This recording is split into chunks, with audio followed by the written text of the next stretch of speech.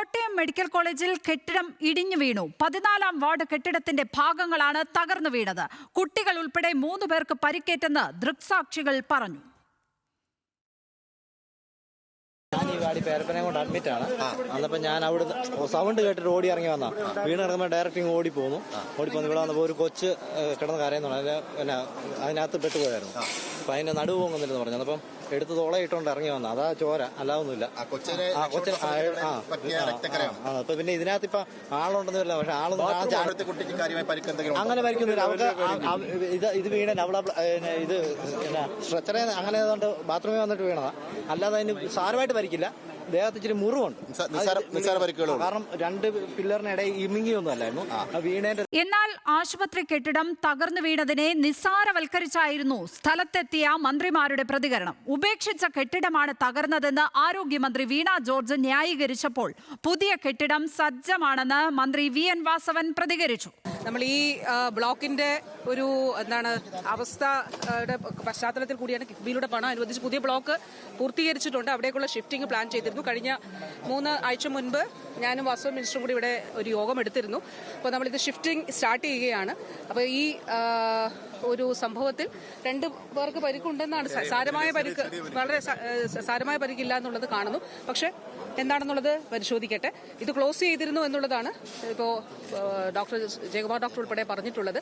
ഈ building totally നമ്മൾ shift ചെയ്യുന്നതിന് വേണ്ടി തീരുമാനിച്ച് കിഫ്ബിയിലൂടെ നിർമ്മാണം പൂർത്തീകരിച്ചിട്ടുള്ളതാണ്. ഇതിന്റെ ഫൈനൽ മീറ്റിംഗ് നമ്മളൊരു 1 മാസം മുൻപ് എടുത്തിട്ടുള്ളതുമാണ്. 2 ആഴ്ച മുൻപ് എടുത്തതാണ്. അപ്പോൾ എന്താണെന്നുള്ളത് നോക്കട്ടെ. അത് കഴിഞ്ഞ് ബാക്കി എന്താണെന്ന് നോക്കിയിട്ട് പറയാം. പുതിയ ബിൽഡിലേക്ക് മാറുമ്പോൾ ഈ പ്രശ്നം ഇത് തന്നെ കുറെ കാലമായിട്ട് ഉപയോഗിക്കാതെ അടച്ചിട്ടിരുന്നൊരു സാധനമാണ്. ആ മുറിക്കകത്ത് കയറുക അവരെ നമുക്കുണ്ട്. ഇപ്പോൾ കാര്യമായ പരിക്കൊന്നുമില്ല, ചെറിയ ഇഞ്ചുറി മാത്രമേ ഉള്ളൂ. ഗുരുതരമായ പരിക്കാർക്കും ഇല്ല.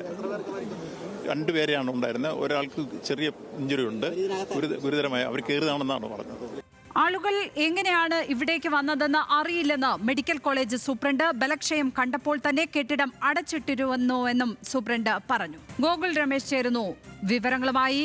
ഗോകുൽ, അവിടേക്ക് ആളുകൾക്ക് വരേണ്ട കാര്യമില്ല എന്നുള്ളതാണ് ഇപ്പോൾ അവിടെ എത്തിയ മന്ത്രിമാർ പറയുന്നത്, മെഡിക്കൽ കോളേജ് സൂപ്രണ്ട് പറയുന്നത്. പക്ഷേ ആളുകൾ എന്ത് കാര്യത്തിനായിട്ടാണ് അവിടേക്ക് വന്നിരിക്കുന്നത്? ശുചിമുറി ഉപയോഗിക്കാനാണോ? അവിടെ ആ കെട്ടിടം ആ രീതിയിൽ അപകടാവസ്ഥയിലാണെങ്കിൽ എന്തുകൊണ്ട് അത് സീൽ ചെയ്യപ്പെട്ടിരുന്നില്ല എന്നുള്ളതാണ് അധികൃതർ നൽകുന്ന വിശദീകരണം. ലക്ഷ്മി, ഏകദേശം ഒരു 10-11 മണിയോട് കൂടിയിട്ടാണ് ഈ മെഡിക്കൽ കോളേജിലെ 14-ാം വാർഡിന്റെ ശൗചാലയം ഉൾപ്പെടുന്ന ഭാഗം, കെട്ടിട ഭാഗം പൂർണ്ണമായിട്ടും താഴേക്ക് ഇടിഞ്ഞു പൊളിഞ്ഞ് വീഴുന്നൊരു സംഭവം ഉണ്ടായത്. ഇതിൽ 2 പേർക്ക് പരിക്കേറ്റിട്ടുണ്ട് എന്നിപ്പോൾ ഔദ്യോഗികമായിട്ട് വിവരം ലഭിച്ചിട്ടുണ്ട്. അല്പസമയത്തിനകം തന്നെ മന്ത്രിമാരായിട്ടുള്ള വീണ ജോർജും വി.എൻ. വാസവനും മാധ്യമങ്ങളെ കണ്ട് പ്രതികരണം നടത്തുമെന്ന് അറിയിച്ചിട്ടുണ്ട്. നമ്മൾ അങ്ങോട്ടേക്ക് നടക്കുകയാണ്. എന്തായാലും ഈ അപകടം നടന്നിട്ടുള്ള അല്ലെങ്കിൽ അപകടത്തിൽ പരിക്ക് പറ്റിയിട്ടുള്ള ആളുകളുടെ വിവരങ്ങൾ നമുക്ക് ലഭ്യമായിട്ടുണ്ട്. വയനാട് മീനങ്ങാടി സ്വദേശി അലീന വിൻസെന്റ് എന്ന് പറയുന്ന 11 വയസ്സുകാരിക്കാണ് പരിക്കേറ്റിട്ടുള്ളത്. ആദ്യം പരിക്കേറ്റിട്ടുള്ളത്. ശസ്ത്രക്രിയ കഴിഞ്ഞ് 10-ാം വാർഡിൽ ചികിത്സയിൽ കഴിഞ്ഞിരുന്ന മുത്തശ്ശി ത്രേസ്യാമയുടെ കൂടെ ബൈസ്റ്റാൻഡറായിട്ട് നിൽക്കുകയായിരുന്നു ഈ അലീന വിൻസെന്റ്. അതിനിടയിലാണ് ഇത്തരത്തിൽ ആ അപകടത്തിൽ പരിക്ക് സംഭവിക്കുകയുണ്ടായത്. അലീനയുടെ പരിക്ക് ഗുരുതരമല്ല എന്ന് ഡോക്ടർമാർ അറിയിച്ചിട്ടുണ്ട്. ഒപ്പം ഈ രോഗികളെ ഒഴിപ്പിക്കുന്നതിനിടെ, അതായത് ഈ അപകടം നടന്നതിന് ശേഷം രോഗികളെ ഇവിടെ നിന്നും ഒഴിപ്പിക്കുന്നതിനിടെ കാഷ്വാലിറ്റി ജീവനക്കാരൻ അമൽ പ്രദീപ് എന്ന് പറയുന്ന ആൾക്കും ചെറിയ രീതിയിൽ പരിക്ക് പറ്റിയിട്ടുണ്ട്. അമൽ പ്രദീപിന് നേരെ ഈ ട്രോളി വന്ന് ഇടിച്ചുകൊണ്ട് ആണ് അദ്ദേഹത്തിന് പരിക്ക് സംഭവിച്ചിട്ടുള്ളത്. അങ്ങനെ 2 പേർക്കാണ് ഈ അപകടത്തിൽ പരിക്ക് പറ്റിയിട്ടുള്ളതെന്നാണ് നമുക്കിപ്പോൾ ഔദ്യോഗികമായിട്ട് സർക്കാരിൻ്റെ ഭാഗത്തു നിന്ന് ലഭിക്കുന്ന വിശദീകരണം. എന്തായാലും 10, 11, 14 വാർഡുകളിലെ പരിസരത്തുണ്ടായിരുന്ന അല്ലെങ്കിൽ ആ വാർഡുകൾ ചേരുന്ന ഒരു കെട്ടിടത്തിലെ ശൗചാലയമാണ് ഇത്തരത്തിൽ പൊളിഞ്ഞു വീഴുകയുണ്ടായത്. 3 നിലകളായിട്ട് നിന്നിരുന്ന കെട്ടിട ഭാഗങ്ങളാണ് പൊളിഞ്ഞു വീഴുകയുണ്ടായത്.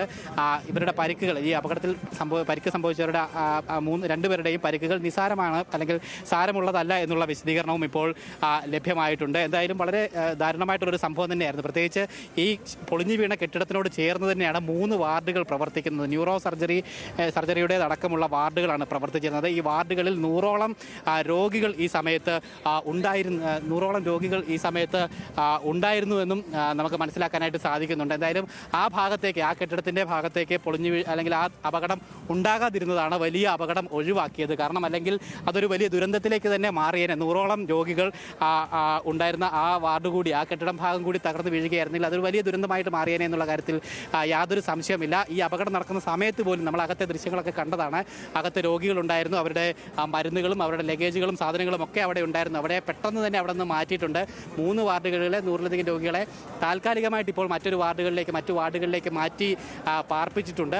എന്തായാലും ഒഴിവായത് വൻ ദുരന്തമാണെന്നുള്ള കാര്യത്തിൽ യാതൊരു സംശയവുമില്ല. ഒപ്പം ആ കെട്ടിടം, ആ 3 വാർഡുകൾ പ്രവർത്തിക്കുന്ന ആ കെട്ടിടം വളരെ ശോചനീയാവസ്ഥയിലുള്ള കെട്ടിടമാണ് എന്ന് നമ്മൾ മുമ്പ് ദൃശ്യങ്ങളിലൊക്കെ കണ്ടിരുന്നതാണ്. പ്രത്യേകിച്ച് അതിൻ്റെ മേൽക്കൂര ഭാഗങ്ങളിലൊക്കെ കോൺക്രീറ്റ് അടർന്ന് തുരുമ്പ് കമ്പി തെളിഞ്ഞു നിൽക്കുന്ന അവസ്ഥയിൽ ഉള്ളതായിരുന്നു ആ കെട്ടിടത്തിൻ്റെ പല ഭാഗങ്ങളും. അത് ഏത് നിമിഷം വേണമെങ്കിലും തകർന്നു വീഴാൻ പറ്റുന്ന രീതിയിൽ നിൽക്കുന്ന കെട്ടിടമായിരുന്നു. എന്തായാലും ഈ അപകടം മുമ്പേ പ്രതീക്ഷിക്കേണ്ടതായിരുന്നു അധികൃതർ. എന്തായാലും ഇപ്പോഴാണ് അപകടം സംഭവിച്ചത്. എന്തായാലും ഈ അപകടം ഒരു വഴിത്തിരിവായിട്ട് അല്ലെങ്കിൽ ഒരു വഴികാട്ടിയായിട്ട് മാറട്ടെ എന്ന് മാത്രമേ നമുക്ക് പ്രാർത്ഥിക്കാനായിട്ട് സാധിക്കുകയുള്ളൂ. കാരണം ഇനിയും ആ കെട്ടിടം തുടരുകയാണെങ്കിൽ അത് വലിയ അപകടത്തിന് കാരണമാകുമെന്നുള്ള കാര്യത്തിൽ യാതൊരു സംശയവുമില്ല. എന്തായാലും ആശുപത്രി അധികൃതരുടെ ഭാഗത്തു നിന്നുണ്ടായത് ഗുരുതരമായിട്ടുള്ള വീഴ്ച തന്നെയാണ് എന്നുള്ള കാര്യത്തിൽ യാതൊരു സംശയമില്ല. പ്രത്യേകിച്ച് മന്ത്രി വി എൻ വാസവനും മന്ത്രി വീണ ജോർജും ആ സമയത്ത് ഇവിടെ എത്തി പരിശോധനകൾ നടത്തി. അവരുടെ പ്രതികരണത്തിൽ അവർ പറഞ്ഞത് ഇത് കെട്ടിടത്തിന് ബലക്ഷയമുണ്ടായിരുന്നു, അത് ഉപയോഗശൂന്യമായിട്ടുള്ള കെട്ടിടമായിരുന്നു എന്നാണ് അവർ പറയുന്നത്. പക്ഷേ ആ ഉപയോഗശൂന്യമായിരുന്നത് ആ 1-2 ബാത്റൂമുകൾ മാത്രമാണ്. ബാക്കി ആ കെട്ടിടത്തിൻ്റെ പൂർണ്ണ ഭാഗങ്ങളിലും ഉപയോഗമായിട്ടുള്ളതായിരുന്നു. അവിടെ രോഗികളുണ്ടായിരുന്നു, ബൈസ്റ്റാൻഡേഴ്സ് ഉണ്ടായിരുന്നു, ആശുപത്രി ജീവനക്കാരടക്കം 100ലധികം ആളുകൾ ഉണ്ടായിരുന്നതാണ്. ആ ബാത്റൂം മാത്രമാണ് റെസ്ട്രിക്റ്റഡ് ആയിട്ടുണ്ടായിരുന്നത്. എങ്ങനെയാണ് ആ അപകടം ഉണ്ടായതെന്നുള്ള കാര്യത്തിൽ എന്തായാലും ഇപ്പോഴും വ്യക്തത വന്നിട്ടില്ല. എന്തായാലും ഈ ബാത്റൂമിലേക്ക് ആൾ പ്രവേശിച്ചതിന് ശേഷമാണോ ഈ അപകടം ഉണ്ടായത് എന്നുള്ള കാര്യത്തിലാണ് ഇനി വ്യക്തത വരേണ്ടിയിരിക്കുന്നത്. എന്തായാലും ആശുപത്രി അധികൃതരുടെ ഭാഗത്തു നിന്നും വീഴ്ച ഉണ്ട് എന്നുള്ള കാര്യത്തിൽ യാതൊരു സംശയവും നമുക്ക് വേണ്ട. കാരണം 1000-ലധികം രോഗികൾ പ്രതിദിനം ആശ്രയിക്കുന്ന ഒരു മെഡിക്കൽ കോളേജാണ് കോട്ടയം മെഡിക്കൽ കോളേജ് എന്ന് പറയുന്നത് തന്നെ. പ്രത്യേകിച്ച് 3-4 ജില്ലകളിലെ രോഗികൾക്കുള്ള ആശ്രയം കൂടിയിട്ടാണ് കോട്ടയം. കൂടാതെ തന്നെ പത്തനംതിട്ട, ഇടുക്കി, ആലപ്പുഴ ഉൾപ്പെടെയുള്ള ജില്ലകളിലെ രോഗികൾ കൂടി ദിനംപ്രതി വരുന്ന ഒരു ആശുപത്രി കൂടിയിട്ടാണ്. ആ ആശുപത്രിയിലാണ് ഇത്തരത്തിൽ കാലപ്പഴക്കമുള്ള കെട്ടിടത്തിൽ ഇത്രയും അധികം രോഗികൾ, പ്രത്യേകിച്ച് സർജറി കഴിഞ്ഞിട്ടുള്ള ഉൾപ്പെടെയുള്ള രോഗികളെ പാർപ്പിച്ചിരുന്നത്. എന്തായാലും വളരെ ദുർബലമായിട്ടുള്ള കെട്ടിട ഭാഗങ്ങൾ തന്നെയാണ് നമുക്ക് കാണാനായിട്ട് സാധിക്കുന്നത്. പ്രത്യേകിച്ച് ഈ മേൽക്കൂര ഭാഗം ഭിത്തിയിൽ നിന്നും വേർപെട്ട് നിൽക്കുന്ന രീതിയിൽ വരെ ആ വാർഡിനുള്ളിൽ നമ്മൾ ദൃശ്യങ്ങൾ മുമ്പ് കണ്ടിരുന്നതാണ്. ആ ഭാഗങ്ങളിലൊക്കെയാണ് എന്തായാലും ഈ അപകട സാധ്യത ഇപ്പോഴും.